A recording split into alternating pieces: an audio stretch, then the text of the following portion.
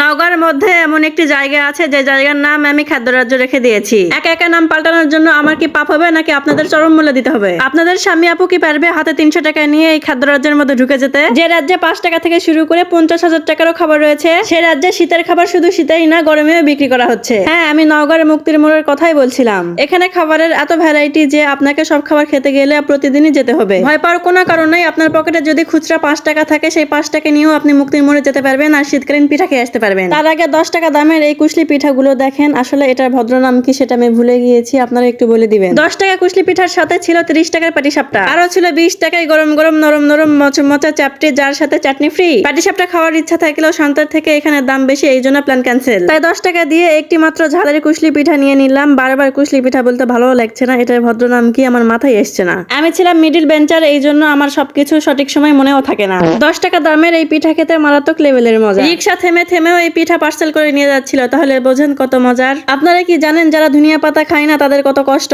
এই মরার ঝাঁকগুলো তো আমাদের শীতেও শান্তি পেতে দিত না, আর এখন গরমের মধ্যেও শান্তি পেতে দিচ্ছে না। ভেবেছি শীতকে বিদায় দেওয়ার পরেও শীতের পিঠা যখন এই গরমের মধ্যে পাওয়া যাচ্ছে, তাহলে মরার ঝাঁক মানে ধনিয়া পাতার থেকে একটু হলেও রেহাই পাবো। কার মধ্যে কি পান্তা ভাতে ঘি। আমি তো ভুলেই গিয়েছিলাম ইনারা সবাই বাঙালি আর আমি একাই উগান্ডা প্রবাসী। বাঙালি পারলে পায়েসের মধ্যেও ধনিয়া পাতা দিয়ে উদ্ধার করতে পারতো, কিন্তু তারা আমাদের মতো অসহায় মানুষদের কথা চিন্তা করে এই অকাম কাজটা আর করেনি।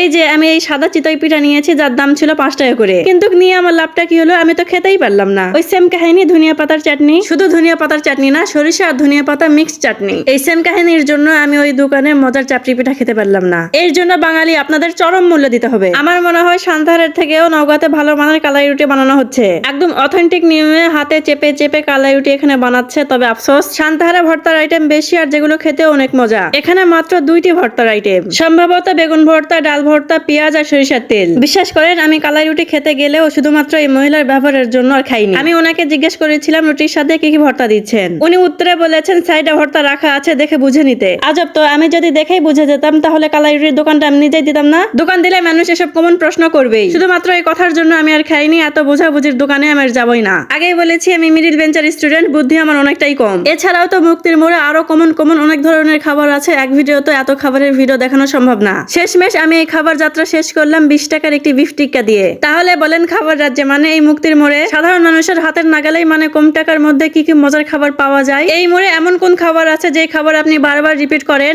এবং খাবার নিয়ে প্রিয়জনের সাথে বা বন্ধু বান্ধবীর সাথে কাটানো মজার কোনো ঘটনা আমার ভিডিওর কমেন্ট বক্সে শেয়ার করতে পারেন। ধন্যবাদ।